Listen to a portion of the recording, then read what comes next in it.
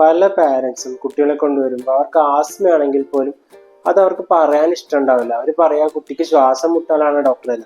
അപ്പൊ നമുക്ക് ഈ ആസ്മയുടെ ചുമ എങ്ങനെ തിരിച്ചറിയാം? കുട്ടികളിൽ ഇത് കൂടുതലായിട്ട് കാണുക വൈകുന്നേരങ്ങളിലാണ്. വൈകുന്നേരം ആകുമ്പോൾ തന്നെ അല്ല രാത്രി ആകുമ്പോൾ തന്നെ കൊച്ചിന് നിർത്താതെ ഉള്ളൊരു ചുമ, അത് ആസ്മയുടെ ലക്ഷണമായിട്ട് നമുക്ക് പരിഗണിക്കാം. പിന്നെ അടുത്ത കാര്യം എന്ന് പറഞ്ഞാൽ രാത്രി ഒരു ഉറക്കം ഉറങ്ങിയതിന് ശേഷം മിഡ് നൈറ്റ് ആകുമ്പോഴത്തേക്കും അല്ലെങ്കിൽ മിഡ് നൈറ്റിന് ശേഷം കൊച്ചു എഴുന്നേറ്റിരുന്ന് ചുമക്കുകയാണ്. അല്ലെങ്കിൽ ബെഡിൽ കിടക്കുമ്പോൾ തന്നെ ഇപ്പൊ ഉച്ചയ്ക്കാണെങ്കിലും രാത്രിയാണെങ്കിലും ബെഡിലേക്ക് കിടന്ന ഉടനെ ചുമ തുടങ്ങുക, അത് ആസ്മയുടെ ഒരു ലക്ഷണമാണ്. അതേപോലെ തന്നെ രാവിലെ എഴുന്നേറ്റ് വരുമ്പോൾ കണ്ണ് തുറക്കണത് തന്നെ തുമ്മിക്കൊണ്ടോ ചുമ വന്നിട്ടോ ആയിരിക്കാം. തുമ്മൽ ഒരു അലർജിക് റൈനൈറ്റിസ് ആസ്മയിലേക്ക് ലീഡ് ചെയ്യുന്നതാണ്. അപ്പൊ അത് ആസ്മയുടെ ഒരു ചുമയാണ്. അതുപോലെ തന്നെ കൊച്ചുങ്ങളൊന്ന് ഓടി കളിച്ച് കഴിയുമ്പോഴത്തേക്കും ജസ്റ്റ് ചെറിയ എക്സസൈഷൻ എടുത്ത് കഴിയുമ്പോൾ തന്നെ ചുമ തുടങ്ങുകയാണ്, അതും ആസ്മയുടെ ചുമയായിട്ട് നമുക്ക് പരിഗണിക്കാം. ഇത്തരം ചുമയുടെ ഒരു പ്രത്യേകത എന്താണെന്ന് വെച്ചാൽ ഭയങ്കര സൗണ്ട് ആയിരിക്കും കൊച്ചിൻ്റെ ആ ചുമയ്ക്ക്. നമുക്ക് ആ ഒരു വീസിങ് സൗണ്ട് നമുക്ക് കേൾക്കാൻ പറ്റും. അതേപോലെ തന്നെ നല്ല ഡ്രൈ കഫായിട്ടുള്ള നല്ലൊരു ഇരുത്തിയുള്ള ഒരു ചുമയായിരിക്കും കുട്ടികൾക്ക് ഉണ്ടാവുക.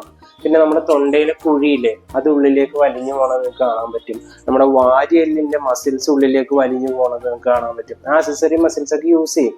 അതൊക്കെ ഈ ആസ്മയുടെ ചുമയുടെ ലക്ഷണങ്ങളാണ്. ഈ ആസ്മ ഒരിക്കലും അങ്ങനെ തന്നെ ഡയറക്റ്റ് ആയിട്ട് വരുന്ന ഒരു അസുഖമല്ല. ഇതൊരു പീരീഡ് ഓഫ് ടൈം കൊണ്ട് ഡെവലപ്പ് ചെയ്യുന്നതാണ്.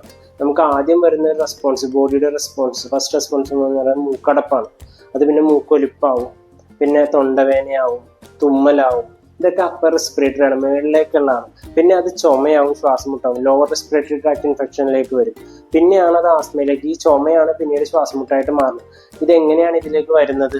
ഈ അലർജി ചികിത്സിക്കാത്തത് കൊണ്ടോ അല്ലെങ്കിൽ ചികിത്സിച്ചിട്ട് മാറാതെ ഇങ്ങനെ കുറെ കാലം ഈ അസുഖമായിട്ട് ഇങ്ങനെ നീണ്ടു നിൽക്കുന്നത് കൊണ്ടോ ഇത്തരം കുട്ടികളിലാണ് ഇത് ആസ്മയിലേക്ക് വഴിവെക്കാറുള്ളത്.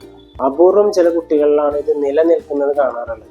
അവർക്ക് പാരന്റൽ ഹിസ്റ്ററി ഉണ്ടാവും. അവരുടെ പാരൻസിനോ ഫാദറിനോ ഗ്രാൻഡ് ഫാദറിനോ ഒക്കെ ആസ്മ ഉണ്ടെങ്കിൽ ചില അപൂർവം കുട്ടികളിൽ നിലനിൽക്കാറുണ്ട്. എന്നാൽ കൂടെ നമുക്കിത് ചികിത്സിച്ചാൽ ഭേദമാക്കാവുന്നതേ ഉള്ളൂ, ഈ ആസ്മയും ഈ അലർജിയും എല്ലാം. Thank you.